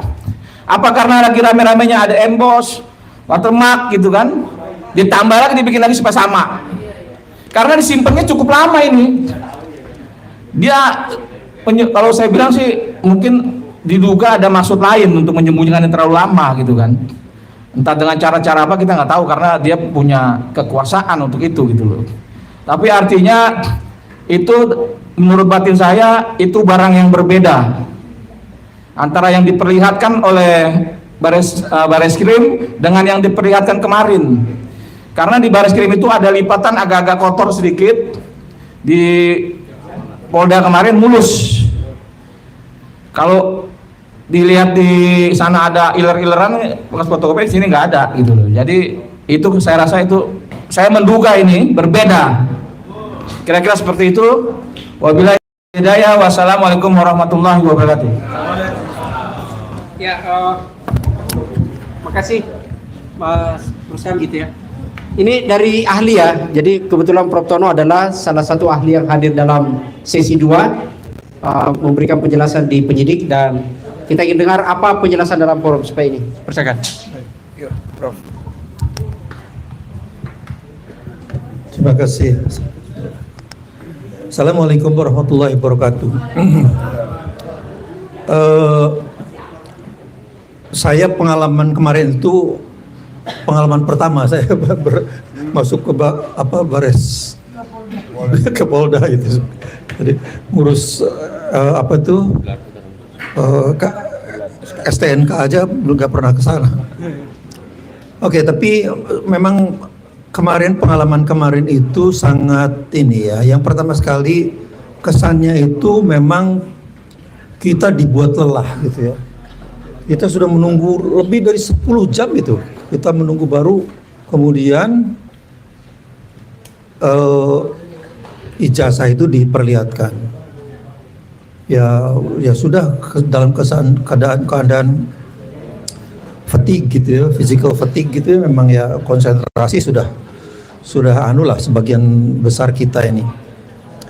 Nah, cuman satu hal yang memang juga, jadi itu yang pertama ya. Jadi kita tuh tidak diberi kesempatan diberi kesempatan yang di momen yang terbaik lah untuk kita bisa kognitif kita tuh lagi bekerja dalam kondisi yang prima gitu. Yang keduanya sangat aneh sekali, kemudian tidak boleh diraba, tidak boleh itu. Saya pikir tadinya membayangkan saya bakal edarkan gitu loh, dimuter gitu, kemudian masing-masing bisa melihat, bisa gini gitu. Ternyata cuma begitu. Bayangkan begitu ditaruh itu kan tersangkanya aja ada 3 orang. Penasihat hukumnya ada mungkin 4 orang, ada ahli juga 3 orang gitu kan, ya penuh lah begitu Jadi memang menurut saya ini ada sesuatu yang sangat tidak adil lah gitu ya, tidak fair gitu. Udah diberi waktu di 5 menit terakhir sebelum kita berakhir, kita sudah menunggu 10-11 jam, keadaan kondisi fisik yang sangat lelah gitu ya. Kemudian tidak boleh saya membayangkan seperti kita tuh kedudukannya seperti seorang gemologis misalnya. Gemologis itu orang yang expert dalam menilai batu permata gitu ya, batu permata, berlian atau apa gitu. Kemudian cuman boleh dilihat, itu kan kacau itu. Mana ada gemologis mau melakukan pemeriksaan atas itu. Kalau dia seorang profesional betul ya tidak akan ditolak itu pasti. Jadi kita juga sebetulnya kondisinya kemarin seperti itu. Kita melihat seperti itu kok harus cuma dilihat doang dan tidak boleh diraba, tidak boleh. Nah, padahal seharusnya itu justru yang paling ideal itu seperti yang dianukan oleh Reza Indragiri di Rakyat Bersuara kemarin tuh. Rakyat Bersuara kemarin. Bikin badan independen yang tidak bias gitu ya. Kemudian ya kelompok independen lah gitu. Laboratorium forensiknya kalau bisa juga ada kemudian ahli-ahlinya dianukan, dan apa yang dilakukan oleh polisi itu juga harus dibuka. Tidak boleh kemudian cuma sekedar tahu hasilnya aja ini identik gitu. Kita tuh sejak SD itu dididik kalau kita mengerjakan pekerjaan itu ya ada prosesnya kita tuliskan gitu. Itu wajib itu. Kalau kita cuman misalnya ada satu ujian atau ulangan gitu, kita cuman hasilnya aja X gitu. Meskipun itu benar, tapi tanpa proses apa-apa, tanpa proses menunjukkan prosesnya, kan itu pasti ditolak itu oleh gurunya. Jadi bagaimana mungkin kita yang sudah dididik sejak kecil seperti itu, tiba-tiba disampai di kepolisian malah kemudian ini identik. Apa? Yang identiknya apa? Identik dengan apa, dengan bagaimana prosesnya, bagaimana metodologinya, bagaimana. Jadi memang ini menurut saya ada sesuatu yang sangat krusial yang maka dari itu saya mengusulkan ya tadi saya kira sangat bagus sekali apa yang disarankan oleh Ustadz Rizal Fadila. Ada lembaga independen, ahli-ahli yang independen, kemudian terus apa yang dilakukan oleh kepolisian itu harus terbuka. Ini juga harus penting sekali. Kita tuntut bahwa kepolisian berikan prosesnya. Kemarin kan lihat fotokopi ijazah lihat itu ijazah. Iya. Secara orang ahli nih pandangannya Profes itu kecenderungannya. Ya begini ya, dalam kondisi yang seperti itu saya juga terus terang saya juga malas gitu loh. Kalau bagaimana mungkin orang kita bisa melihat sesuatu bisa objektif melihat cuman di itu. Tapi yang jelas sangat jelas itu betul kalau foto itu kok tampak baru. Itu terus memang tidak ada lipatan itu. Cuman memang kalau tidak ada lipatan itu kan bisa jadi bahwa itu di fotokopinya yang sudah dilipat kemudian di scan lagi kan gitu ya. Jadi itu tapi yang jelas itu fotonya itu sangat baru. Dan tolong saya juga Pak Roy Suryo barangkali ya ada. Udah izin ya. Seingat saya ukuran ijazah saya UGM itu tidak mungkin masuk ke ke map itu. Itu kok bisa masuk seperti itu? Ukurannya besar kok punya saya. Jadi tidak mungkin bisa masuk ke map yang seperti itu. Kecuali kalau itu dibikin khusus gitu ya. Tapi masa mau bikin khusus? Saya coba di cross check lagi dengan apa yang dianukan oleh Pak Roy Suryo. Tapi memang saya adalah generasi tua ya. Saya lulus tahun 79. Jadi memang apakah mungkin sudah ada perubahan ukurannya? Jadi itu juga harus kita cross check lagi apa anunya tuh. Tapi yang jelas adalah saya kira itu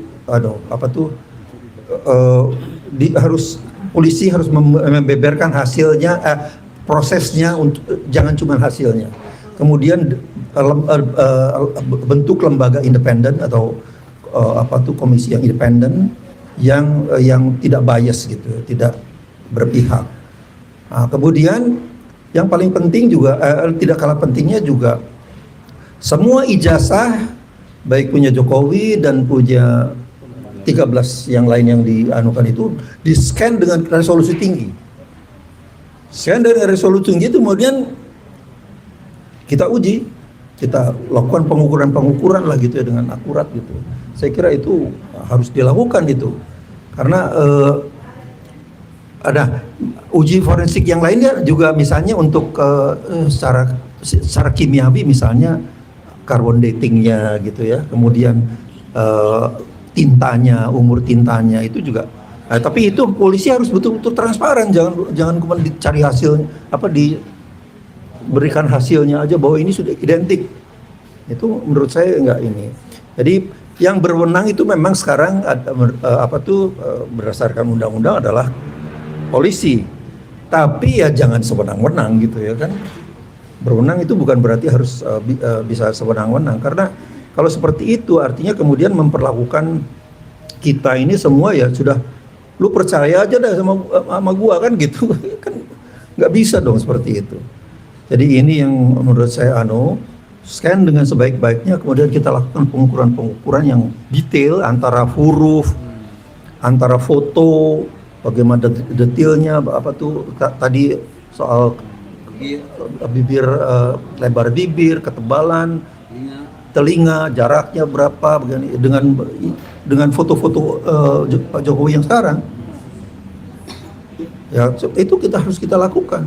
Polisi juga silakan melakukan, tapi dengan yang transparan. Kita juga melakukannya dengan transparan, kan gitu.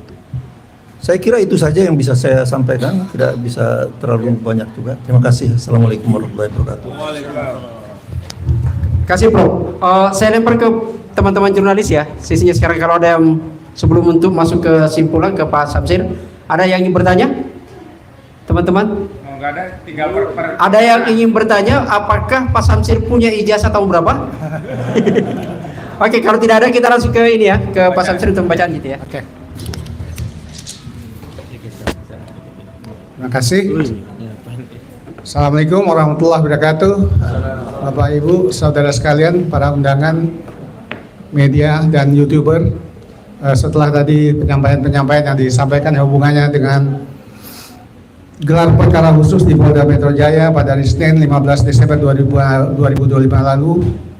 Pada kesempatan terakhir ini saya akan membacakan pernyataan hukum Tim Advokasi Anti Kriminalisasi Akademisi dan Aktivis tentang tanggapan atas proses gelar perkara khusus Kabag Wasidik Polda Metro Jaya.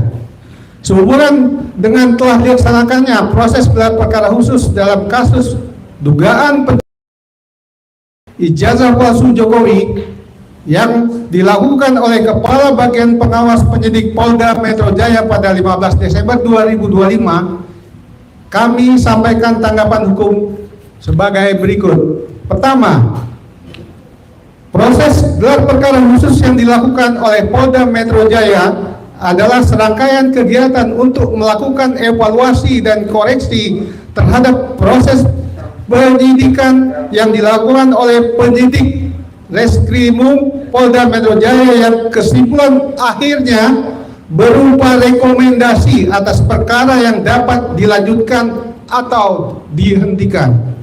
2. Gelar perkara khusus tidak dimaksudkan dan tidak berwenang untuk menetapkan keabsahan barang bukti, sehingga penunjukan dokumen ijazah Jokowi yang disita dari Jokowi tidak dapat dan tidak memiliki kualifikasi untuk menetapkan ijazah tersebut asli atau palsu. Ketiga, proses penunjukan bukti ijazah SMA dan S1 Jokowi hanyalah untuk mengkonfirmasi bahwa dokumen tersebut dan telah disita oleh penyidik per 23 Juni 2025. Penunjukan dokumen tersebut sekaligus membongkar kebohongan saudara Budi Aris Setiadi, Ketua Umum Projo, yang mengaku telah ditunjukkan ijazah Jokowi dan diklaim asli saat berkunjung di kediaman Jokowi di Solo pada tanggal 24 Oktober 2025. Keempat, paparan koreksi dan evaluasi tim advokasi anti kriminalisasi akademisi dan aktivis selaku kuasa hukum Boy Studio CS telah menegaskan adanya masalah dalam proses, prosedur, dan tahap penyidikan. Di antaranya adanya penetapan salah satu tersangka dari 8 tersangka dalam satu kesatuan pemberitahuan resmi penyidik yang belum pernah diperiksa sebagai calon tersangka. Amanah bertentangan dan melawan putusan Mahkamah Konstitusi nomor 21 PUU Des 13 2014 yang mewajibkan pemeriksaan calon tersangka sebelum ditetapkan sebagai tersangka. Menimbang dan memperhatikan hal-hal tersebut sebagaimana kami kemukakan di atas, maka kami berkesimpulan penyidikan yang telah dilakukan oleh penyidik Reskrimum Polda Metro Jaya cacat prosedur. Karena itu, Kepala Bagian Pengawas Penyidik Polda Metro Jaya sudah semestinya merekomendasikan penghentian penyidikan dan merekomendasikan Direktur Reserse Kriminal Umum Polda Metro Jaya untuk segera mengeluarkan surat perintah penghentian penyidikan atau SP3. Demikian pernyataan hukum disampaikan Jakarta 18 Desember 2025. Tim Advokasi Anti Kriminalisasi Akademisi dan Aktivis, Kuasa Hukum Loli Suryo dan kawan-kawan. Tertanda Petrus Restinus Sarjana Hukum, Koordinator Litigasi Ahmad Hodinuddin Sarjana Hukum, Koordinator Litigasi. Ya. Oke, terima kasih teman-teman semua.